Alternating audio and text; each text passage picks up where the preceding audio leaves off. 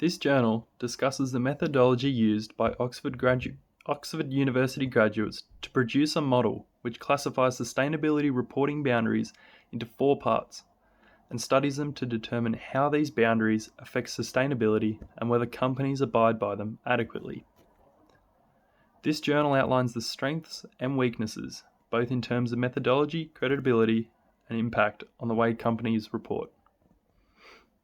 Key points of the journal include the positive impacts and potential for future research in this area, based on the initial groundwork made in the journal in areas previously limited in research. The negative of the journal report becoming outdated upon further study by expanding study areas into fields that the initial researchers could have done themselves. Final conclusion and recommendations made for companies who appear to manipulate the sustainability reports to avoid accountability for socially detrimental situations and negative publicity. The objective of this essay is to read through, analyse and critically review an academic journal article composed by Sam Miles and Kate Ringham of Oxford University, pointing out the strengths and weaknesses of the journal, as well as outlining key findings and assessing the validity of the arguments made and measures taken to arrive at the conclusions reached by the graduates.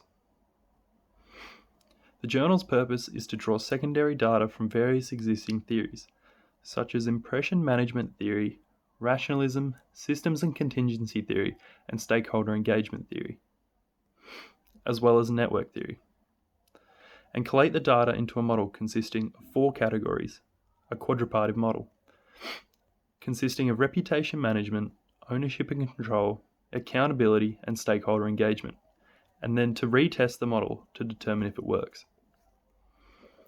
The key finding from this research concluded that in order to provide adequate satisfaction and protection to stakeholders from negative publicity and comfortably future-proof a company, by advancing sustainability reporting quality and coercing the company to maintain sufficiently low environmental impacts, companies must be held increasingly accountable for any wrongdoing.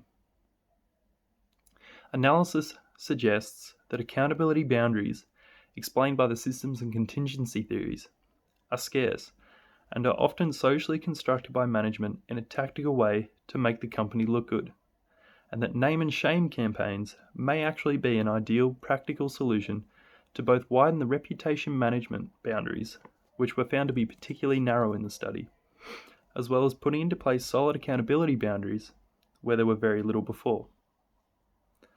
Whilst impression management theory was found to be the strongest theory to predict reporting content, it was also found to be manipulated and socially constructed by management, where good news in relation to selected topics will be brought inside the reporting boundary, whilst bad news will remain on the outside of the boundary.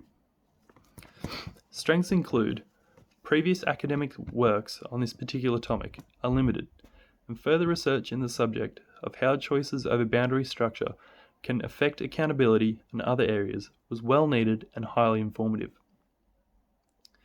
Now that research has been conducted upon the boundaries of sustainability reporting, potential future research opportunities have now been unlocked.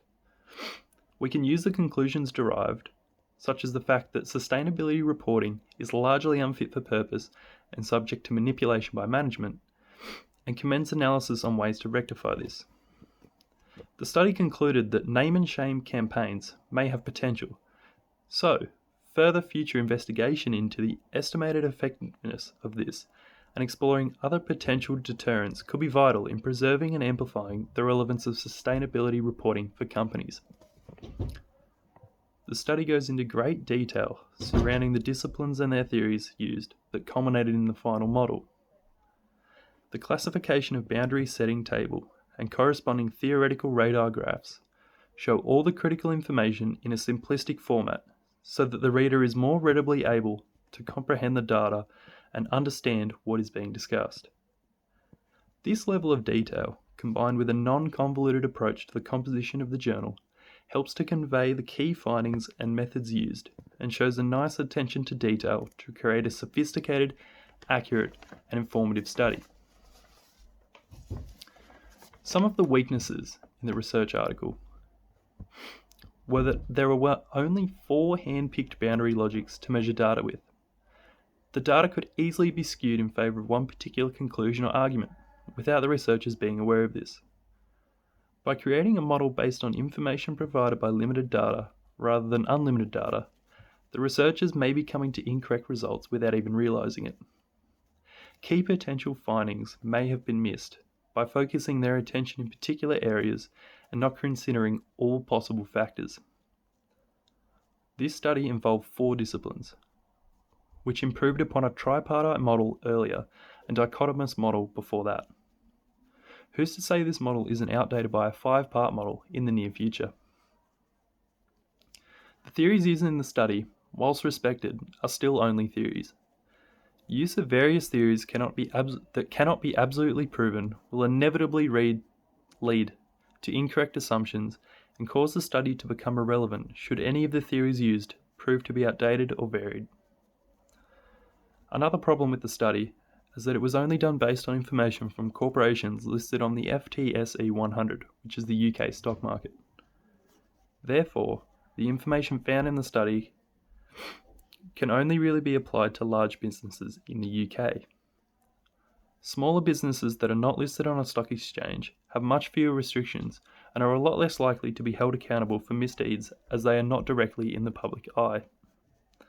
Accounting practices and regulations also vary greatly from country to country, meaning that the information and potential practical implications from this study may not even apply to other parts of the world, and if they do, we will not know. This research has utilised multiple, solid pre-existing theories and combined them to create a model to classify and analyse sustainability reporting boundaries, an area in which previous research and information was scarce. Whilst the model will likely be outdated in the future, as this model itself outdated previous tripartite and dichotomous models before that, this model currently provides up-to-date, informative data on the topic and will provide a solid basis for further research into the area in the future. The study, and consequently the model itself, is based upon quite narrow data. However, as it is based solely on large companies on the UK stock market, failing to consider the much larger proportion of small businesses and corporations from other global powers. I believe that this is where the research could have been improved upon and hopefully will be in the future. The research did culminate in a few crucial findings, however, the most important in my opinion being the fact that sustainability reporting is currently unfit for practice, as corporate management have the ease and motive to manipulate the data in their favour, rendering them effectively unaccountable for their poor actions.